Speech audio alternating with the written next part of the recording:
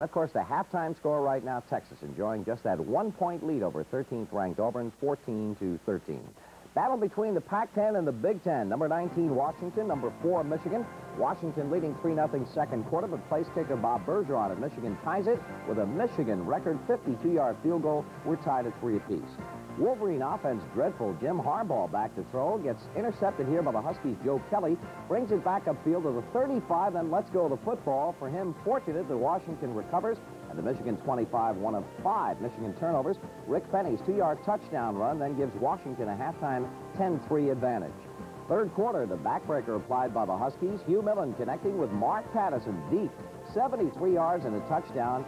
And Washington goes on to win the game rather handily. 20-11 is the final. Number 19 upsets number 4 in the ESPN poll. Elsewhere, number 5, Miami makes it 3-1 on the year for the Hurricanes. They subdue the Boilermakers of Purdue 28-7. Ohio State and Washington State. Some highlights of that one now as the 6th-ranked Buckeyes in the first quarter at Columbus enjoy a 3-0 lead. They add to the lead. Roland Bates follows some strong blocking. 10-0 Ohio State. Buckeye quarterback Tom Zech made his first appearance of the year. 16 yards to Mike Lanise for a first down. And these Ohio State fans glad to see Tom Zech back in the lineup. 1-yard plunge by Keith Byers. 17-0 now in favor of Ohio State. Still in the second period, Tom Zech with a little flip 5-yard scoring pass to Byers, and the home team led at the half 23-0. Third quarter, Washington State with a good chance to score. Mark Rippon throwing to John Marshall. He carries the ball all the way down to the 2 and then fumbles it. Ohio State recovers in the end zone, takes over on its own 20-yard line on the way to the shutout. Fourth quarter, Ohio State extends the lead. John Woolrich, off left tackle, 32 yards to the far sideline, touchdown. Ohio State wins impressively over Washington State, 44-0. Number 7, UCLA in action Saturday night, beating Long Beach State out of California. 23-17 was the final score there. Penn State and Iowa, the Nittany Lions ranked number 11, so you'd call this an upset. They beat the Hawkeyes 20-17. Boston College had the week off. Next week against North Carolina. You will have it right here on ESPN. 10th-ranked BYU, Brigham Young now with the longest college win streak in the nation, beating Tulsa 38-15. That's 14 straight wins now for the Cougars. 12th-rated Oklahoma beat Pittsburgh. And let's take a look at that game in Pittsburgh. Second quarter, 3-0 Panthers.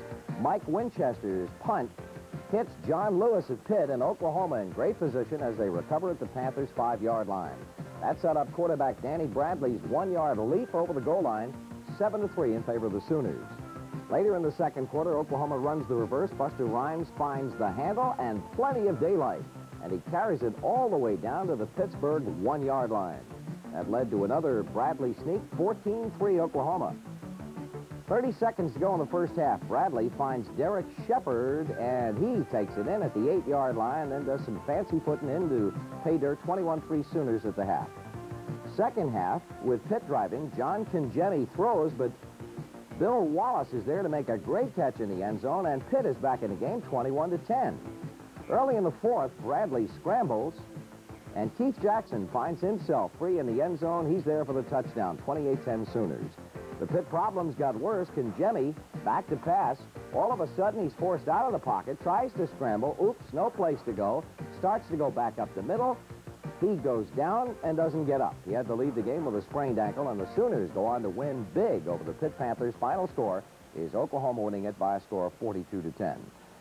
Oklahoma State ranked number 14 did in Bowling Green 31-14. 15th ranked SMU opened on a winning note as the Mustangs beat Louisville on Saturday night. 41-7 was the final. Number 16 Georgia, number 17 USC, both idle on Saturday.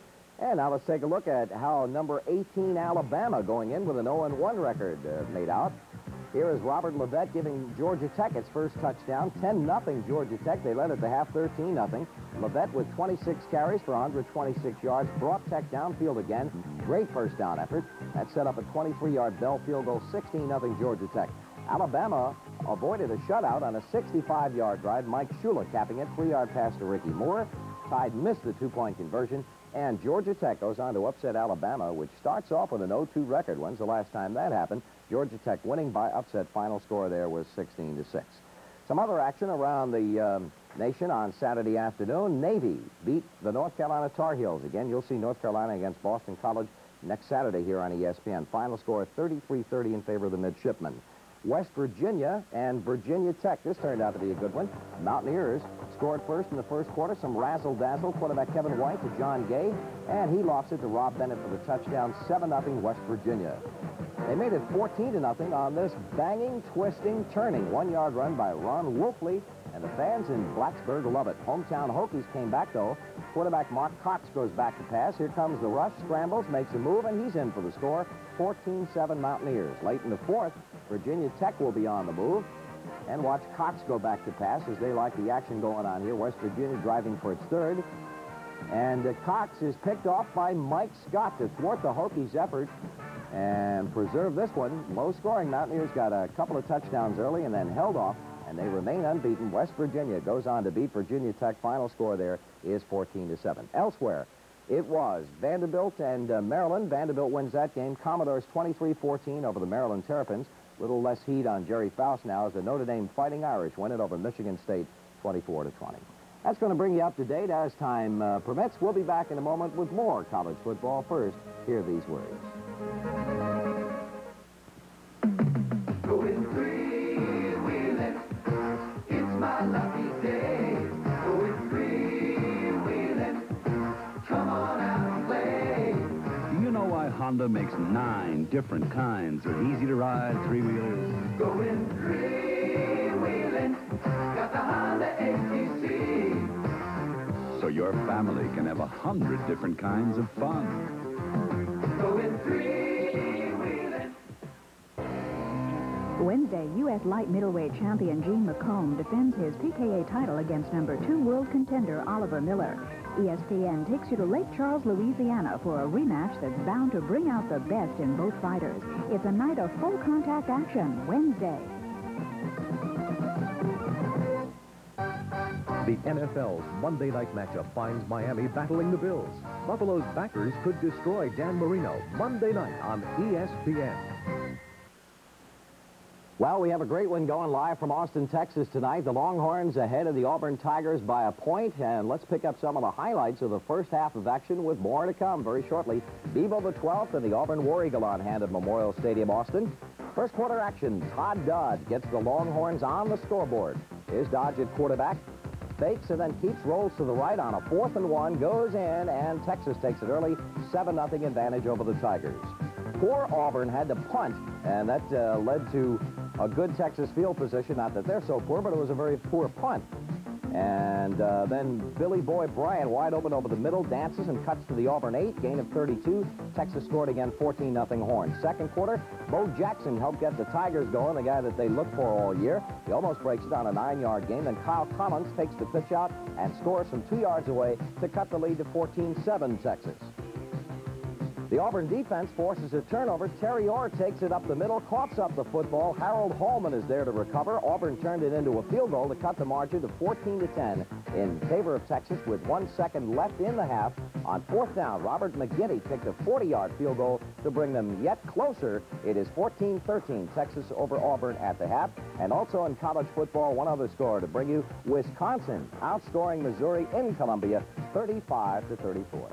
Jim Thacker and Paul McGuire will pick up the second half of action in Austin, Texas momentarily. Again, the score, Texas leading Auburn 14-13. Some things look hard, but once you know the secret, they're easy. It's easy.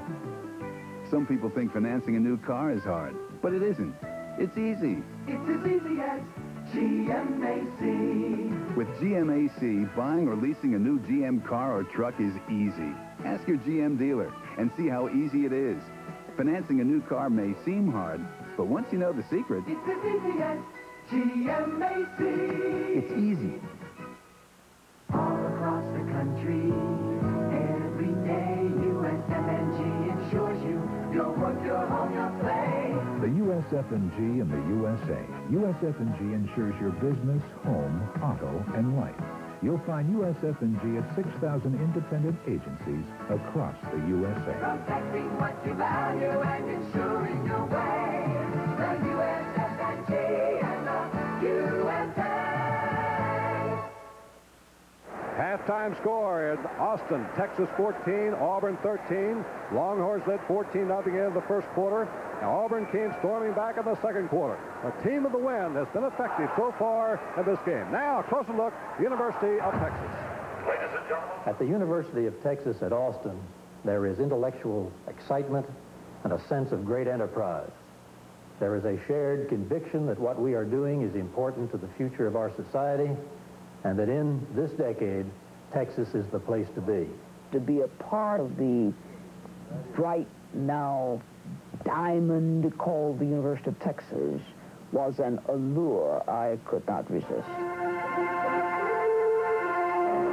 And here's the great University of Texas band, the show band of the Southwest, 328 members strong, under the direction of Glenn Richter, and sending a special salute to the great American athletes from the Summer Olympic Games, playing John Williams-inspiring Olympic fanfare and march.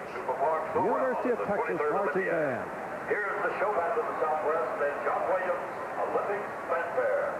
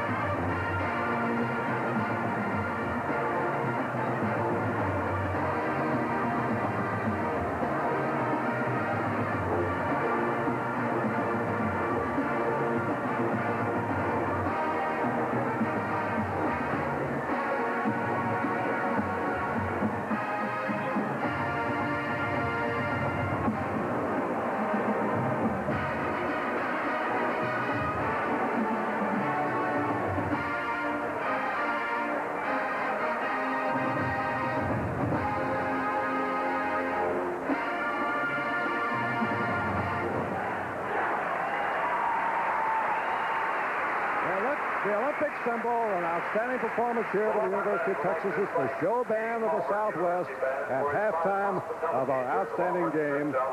At halftime with Texas leading 14-13. Now let's salute our other team and see the direction being taken at Auburn University.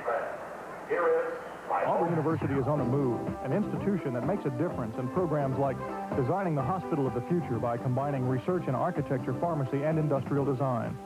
Looking for alternative energy sources like nuclear fusion, producing clean nuclear energy from tap water.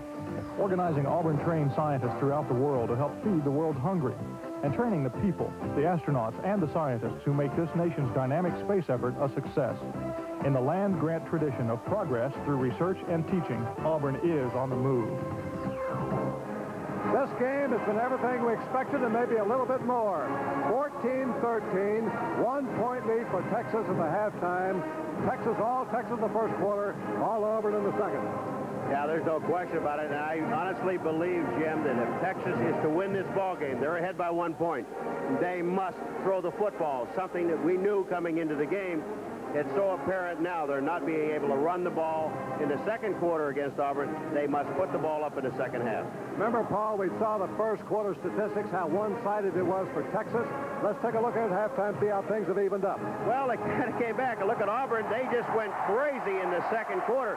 I think you pointed out one thing. The wind